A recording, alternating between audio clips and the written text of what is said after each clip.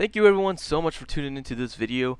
Today what I'm going to be showing you is how to make your very own custom sleeved extension cables from scratch. Now don't worry if you've never made these before, because I'm going to be showing you step by step on how to make these. So first off, everything you see here can be purchased from luchocustoms.com. I found him to be the cheapest and most reasonable, and he's got everything you need to do this. So head over to the shop and you'll find everything that you see here.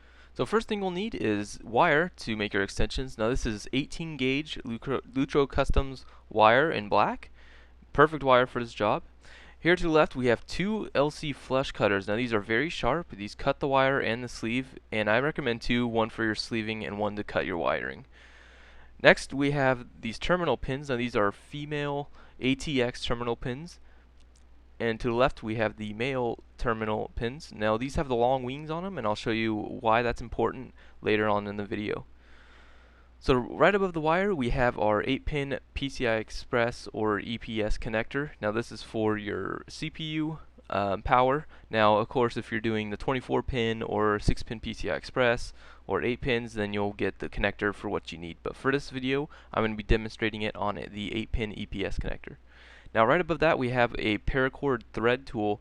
Now this tool you'll definitely need if you're using this paracord, because it makes it so much easier to put the paracord on the wire. Now to the left of that is a ATX pin extractor. Now you won't necessarily need it for this unless you mess up and have to pull the pin or the terminal out of the plug. To the left of that we have a Bic lighter. Now you'll definitely need one of these, and I recommend the Bic. They're cheap and they have a constant steady flame that's perfect for doing this. So right to the left of the lighter we have our wire stripper. Now this is very important. I highly recommend the good wire stripper because it makes a clean, perfect cut every time on your wire, and that's very important when you're sleeving your extension cables. You don't want uneven wires to go into your terminal pins, because then it's going to totally mess up what you're trying to do and make it a lot more difficult. I recommend just spending the extra money and get the best one, and that one I feel is the best one. So right to the left of that we have our crimper. Now this crimps the terminal pins onto your wire. Again, this is very important. I highly suggest you get the better of the two. I've never done a bad crimp with this crimper. Makes a perfect crimp every time, and I'll show you how to get the perfect crimp every time with this. Now it is a little more expensive than the other crimper, but you know, with anything I like to spend the extra money just to know, that you'll have it for a long time and you won't have to worry about buying another one. So now to the left of that we have our actual sleeving. Now this is Lucho Customs Coreless Paracord. We have it in charcoal gray, black, and colonial blue. Now I didn't show you this piece because this is optional. You don't have to use this, but I like to use this. And this is just a jig that I made to cut my wire. Now it's very simple to make. As you can see, it's just a long piece of plywood with another short piece of plywood screwed on top of that. And then what I did was I just took a Dremel and I just carved out a column or a channel in the wood to lay the wire in, and then I have a ruler there just to measure how long the wire is, and then I have a little notch there so where I could fit my LC cutter and cut the wire at my specific length that I want. So if you do decide to make one of these, I'll just quickly demonstrate how I measure my wire and cut my wire. So all I do is fit the wire in a little groove, and then I flatten it out inside the groove, make sure it's nice and straight and flat. And then right where I want it, let's see, I think I'm going to be making 12-inch extensions for this little demonstration that I'm going to be showing you. So then I'll just take my LC cutter and just snip right at 12 inches. Now usually if you're making extensions, you'll cut the top wire longer than you'll actually cut the bottom wire. That way it will form a nice little arc when you cut it. But for this I'm going to be cutting all the wires just one length, just so it's not confusing, or just so it makes more sense. Now you don't have to obviously cut the shorter piece underneath. Just makes it a little nicer, because then you could bend it and it will form nicely. But I like to make mine just all the same length. Just makes it a lot easier, and that I'll be showing you how to do right now. So I'm just cutting more wires, and since we need 8 wires for this 8-pin EPS, all I need to do is cut 8 of these wires. So I'm just quickly kind of measuring it, flattening it, and then snipping it. They're all not perfect, but so you'll want to make sure that they're all the same size relatively. So now we have all 8 of the pieces cut, and that's perfect because now we're ready to move on to the next step, which is stripping the end of the wire. So I forgot to mention, if you don't use the jig, then what you could do is just measure it, hand measuring it. Just measure one length and then use the other wire, measure it side by side, and then, cut it at where it ends, where you want the wire. Okay, so now we're ready to strip the end of the wire, so we're going to grab our wire stripper. Now, default, I think it's measured a length that is too long for the wire, so what we need to do is just grab the red marker there, or guide, and slide it forward to the very front. That's going to give you the measurement that you need for these terminals to crimp properly. So now all you do is stick the wire in the front groove until it hits the guide, and then squeeze the handle, and it will make a perfect strip for you. So it gives you a nice clean cut right on the insulation there on the wire, and it gives you a perfect length, then the perfect length that we need for these terminals. So then we're just going to do it again on the other side. You can see it did exact same strip as it did on the other side, and what we'll do is we'll do this to all 8 of the wires. So here I am just finishing up the 8th wire. As you can see, it makes a very clean cut. Now if you weren't going to use these exact wire strippers, they'll give you an uneven cut and it won't look nearly as good, and it's going to be a little more difficult to crimp the wires or the pins on the wire.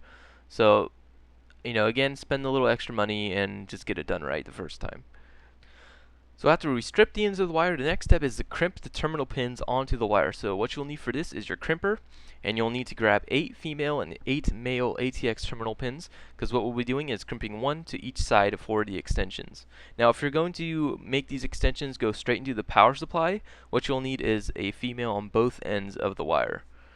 So I thought before I actually show you how to use the crimper, I thought I'd talk about why it's important to have these long wings on these terminal pins. Now, the function of these wings are to bite when you crimp the pin into the wire, and that's going to secure it onto the wire, and it's also going to create a very strong grip, so your terminal pin isn't going to pull off from the wire. Now, it's important to have the long wing, again, because it bites into the insulation, and if you had a shorter wing, it's not going to create that bite that you want. And I'll show you what the bite looks like when we actually crimp the pin to the wire. But you want that nice bite into the insulation, and with short wings, you're not going to get that. So these are the Molex brand ATX terminal pins. These are the ones you're going to want to buy. Lutro also sells these, so highly recommend these, and they're easy to work with, and they're great. So now let's grab our crimper, and I'm going to show you what these crimper does and what it's used for.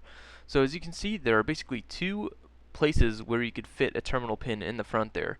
Now the frontmost part is for your fan DuPont connectors or terminal pins.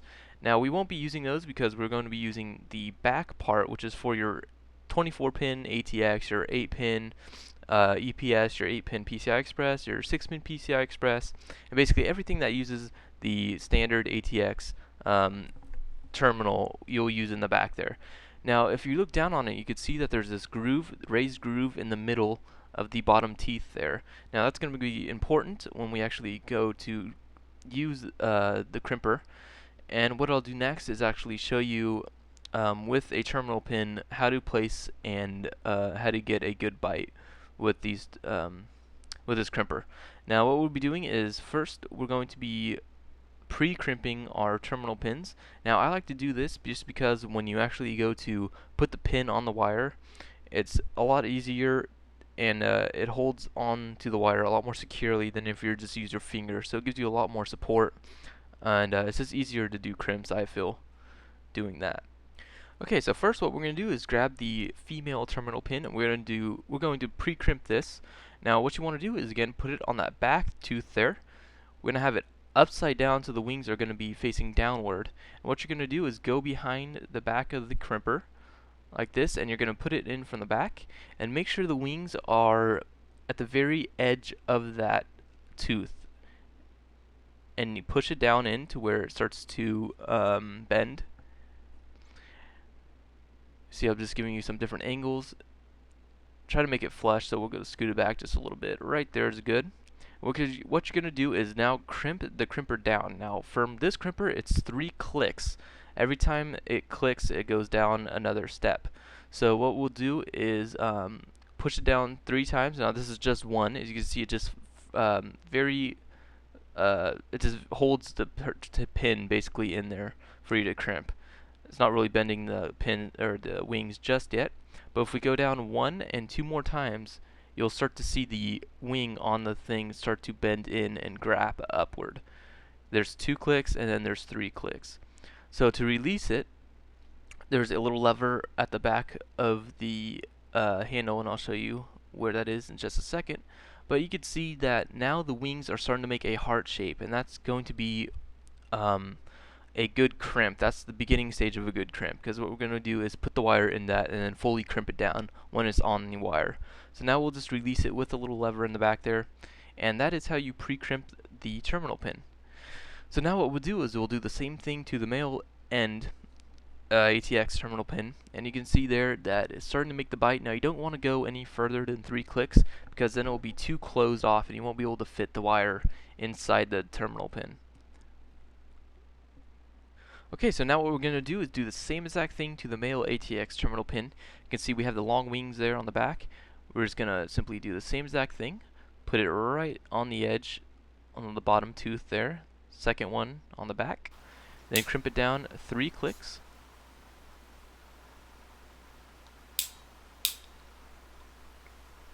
And then release it from the grip of the crimper. And see, we get a nice little heart shape once again. Now, this can take a little bit of practice to do, so if you don't get the right kind of bite the first time, don't stress over it, just keep trying. It took me a good like 25 times or so to get it to where I could do it easily, and every time get it right on the money. So here we have it again. You see a nice little heart starting to form there, and we'll go ahead and I'll show you later in the video the finished bite and what the heart shape should look like once it's biting into the insulation.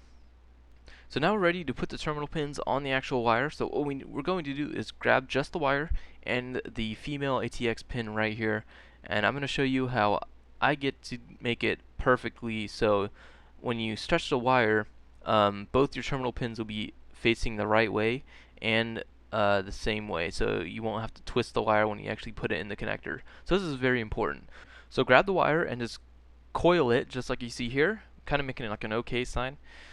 And then this is going to make it so where it's going to be easy to put your pins on, and when you actually have the pins on, they'll be facing it the exact same way. So grab your female pin. Now I think actually this part I have to take it off camera because I have very bad eyesight, so I can't see the actual wire going into the pin. But make sure your pin wire is actually nice and straight, and then you'll just fit it right on the wire, making it face up, facing you, just like this. Now, yeah, if your wire is frayed to where there's stray wire and it's not allowing you to actually have the terminal be pushed in on the wire, then what you could do is just grab the end of the wire. See how it's kind of like poking out the side there? So you want to make sure this is straight, otherwise it won't go on your terminal pin very easily. So just grab the wire and give it a couple twists, and this will straighten it, so it'll be easier to put on the terminal pin. So eventually you'll get it to look like this, and you'll want to make sure again that the terminal pin is nice and straight on the wire, and then you just let it go. And then with your pointer finger, you're going to want to hold the end of the terminal pin just like this, while grasping the wire with your thumb and your middle finger. So now you're going to grab the crimper, you're going to kind of flip it upside down, and you're going to move the terminal pin to the very back and then up to the top, so it's going to fit in that groove where the heart shape was going to be. And then you just clap the crimper all the way down. Now here I'm holding it, so just to show you where it should be, again push it to the very edge, outer edge, just like you can see here. Again, holding it with your finger so it doesn't move around, and that's important to make it straight. And then once you do is just clamp the crimper all the way down, and it will make your crimp. Now you can see here that it bites right into the insulation, making that heart shape that I was talking about. This is a good crimp. So we can see that the wings are firmly grasping into the wire, and that gives it support and also stability, as well as it's not going to pull off this wire whatsoever. So that's a good crimp. So what we're going to do is do the same thing to the male ATX pin on the other end of the wire. Okay, so the positioning of the male ATX terminal is exactly the same as the female. You're going to put it right on there. Then with your pointer finger, you're going to make sure it's nice and secure on the wire. Now, this is where it becomes totally different when you're actually crimping this terminal pin. Now, I didn't mention it before, but there are two rails on top of the male ATX pin, and you do not want to crush those because those have to go in the connector and slide between a little, we'll just call it a guide inside the connector. And you do not want to crush those rails. So what you got to do is when you put the terminal pin up into the crimper like this, you want to push it out to the very edge. See how you could see the end of it poking out a lot? And you can see the rails aren't actually, for the most part, in the crimper. So you definitely want to make sure that those don't get smashed when you crimp the crimper or the terminal pin to the wire. So then you'll just crimp it just like before, and I think this actually did a bad crimp. Yeah, it did. That's not a good crimp. So we're going to redo it because I was not paying attention to what I was actually doing. And it's actually a good thing that I actually did a bad crimp because I want to show you what one looks like. You can see that the terminal pins are not gripping into the wire as well, and you can see a big bulge on the outer edge where the wings folded in. Now that's bad because when you put the sleeving on the wire, that's going to hit it and it's not going to be able to go inside your connector very well because it's going to be rubbing up against the edges. So you want to make sure it's a nice round crimp and that it's the smallest in diameter as possible. Remember, this is going to have to fit inside a connector with the sleeve on it, so you definitely want to make sure that's very small. So I went ahead and quickly redone it, and you can see we have both of the terminal pins now on each end, and they're both upright facing the same direction. So now we're ready to put the sleeve on the actual wire. So what we'll do is grab my black sleeving because we're going to be doing the outermost edge of the EPS connector first. So what we're going to do is grab the sleeve and grab your LC flush cutter and just cut off any ends that are fraying. You don't want the fraying, so we're going to make a nice clean even cut. You see these cutters are very sharp and it's perfect for this kind of thing. So now what we're going to do is pinch the sleeving so it opens up, and then we're going to grab our wire. Now to measure this, what I like to do is just measure it right at the end of the wire going, right before the terminal pin actually the wire goes into the terminal pin. So then just stretch it down the wire to the other end and then pinch it, see, right at the same point right there, basically right where the wings are crimping into the installation. And then we're just going to make that cut. And there we have it. We have the sleeving perfect length for the wire and ready to be put onto the wire. Okay, so go ahead and grab your sleeving and then just pinch it a little bit so it opens up at the ends. Now, if you get some fraying on the ends of this sleeve, what you could do is grab your lighter and then just flash the ends of the sleeving. That's what it's going to do. It's going to melt all those extra little pieces of sleeving that are maybe fraying at the end. So, and it'll make it much easier to put on the wire once we need to. So now we're ready to put the sleeving onto the actual wire. So what you'll need is your paracord threading tool. And you can see at one end there's an opening. Now with this opening you're going to put a terminal pin inside of that, and it's going to be easily make it so you could just sleeve the sleeving right over that and then onto the wire so it doesn't snag where the terminal pins are. So just grab your paracord threader and your wire, put the terminal in the open end just like so. Then at the other end you'll see that it's a rounded point, and that's going to make it so you could slide your sleeve right on over the tool. Just grab it, put it right on over it just like that, and then you're just going to move it down onto the wire, kind of like a slinky kind of, I don't know. Just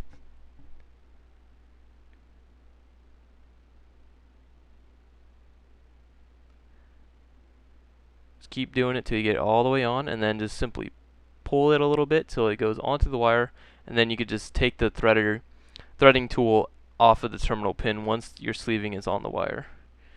And now you have your sleeving on your wire. Very simple and very quick and easy. So now we're ready to melt the sleeving onto the wire.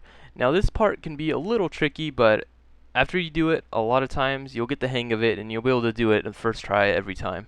So what you want to do is move the sleeving up about halfway in between where the terminal connects to the wire and where you see the terminal pin. So we'll push it right about there is perfect. Stretch it out just a little bit right after that. And there we are ready to use the lighter to melt this onto the wire. Now, since we're not using heat shrink, we got to have a way to secure the wire or the sleeving onto the wire so it doesn't move when we put it into our connector. So doing so, we'll melt the sleeve and it would adhere to the actual wire and make it very secure. So what we're going to do is just simply flash the sleeving. It's going to be hot, but we're going to melt it just a tad, just enough to where we could pinch it with our fingers, and so it will adhere to the wire. You might have to do this a little bit of times. Usually what I do is just hold the flame right underneath it in the blue part of the flame and just hold it there for about 5 or 10 seconds, and you'll see that you'll get it to where it's melted onto the wire and it's secure. You give it a yank a couple times, and if it doesn't come off, then you should be good. So then just stretch the rest of the sleeving down to the other end of the wire until it gets to about the same exact position as the one that we just did.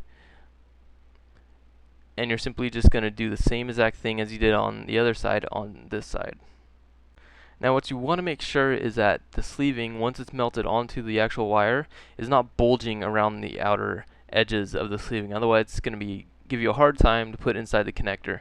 So if you do end up having some bulges around this end of the wire, you can grab your snippers or your LC flush cutter and cut away the sleeving that's bulging out. And then you just grab your lighter and then remelt it to the wire. And you can see here, this is a horrible job. Just to show you that I'm going to have to redo it. Let me see. Oh, there we go.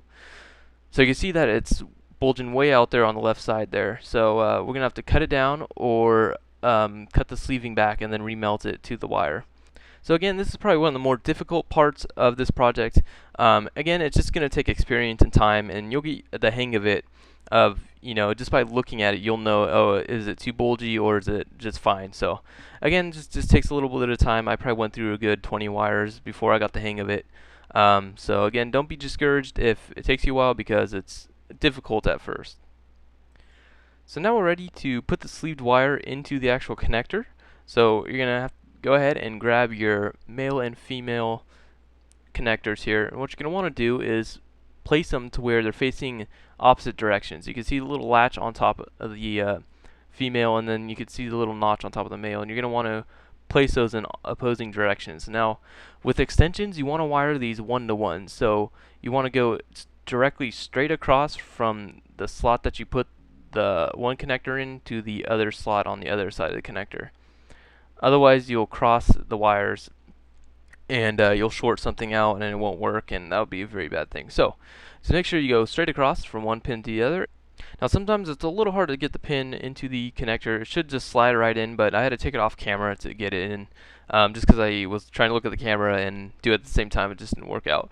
So once you know you have it in, you'll hear a small little click, and that's the sound that you want to look for when you're putting these inside the connector. That means it's nice and secure inside the connector and it's not going to come out. So we're just going to go to the other side now, take the exact same end and do the same thing to this side to the female connector. You can see it goes right in, and try not to be too forceful with the wire, otherwise it will bend and it will be difficult to put the wire inside the connector. So once you get both ends in there, you have your first sleeved wire into the connectors and complete. So now we could go ahead and start with the other 7 wires to complete this 8-pin EPS extension cable. So I'm going to quickly just go over how to do this once again, just very quickly as I make the second wire. Again, put it in. We're going to pre-crimp these, so 3 clicks and you're ready to go. And then just do the same thing to the other terminal. So here we got the other terminal. We're just going to go ahead and do 3 clicks once again. And there you have it. Then go ahead and grab the wire with the female connector, put it in just like I said, and then we're going to crimp all the way down, and it's going to make a very nice crimp on our female terminal. Then go ahead and grab the male terminal, but again remember that you want to push it off to the very edge of the crimper so it sticks out and doesn't bend the rails on top of the terminal pin. Then go ahead and grab your lighter and flash each end of the sleeving. Then grab your paracord threading tool, slip the sleeve right on over it, and then push it down onto the wire. Then grab your wire and sleeve and melt each end onto the wire. Then grab one end and plug it into its connector.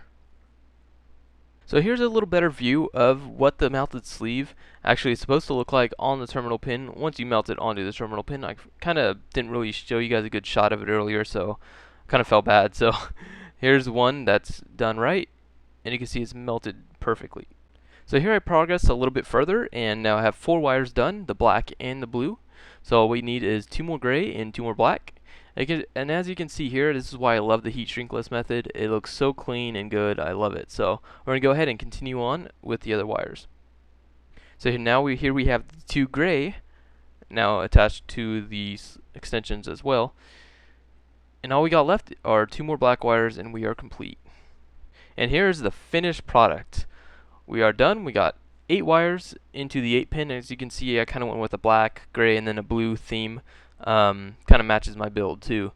But I just want to thank all you guys for watching, especially if you made it this far. I know it was a long video, but I really needed to show you guys every little step. Otherwise, you know, it could get pretty confusing. So that's why this video went on for so long. But I'm so happy and thankful that you guys stayed to watch the whole thing. I just want to thank all you guys for watching. Again, please comment, rate, and definitely subscribe because there's going to be a lot more other tutorial how-tos and build logs coming up.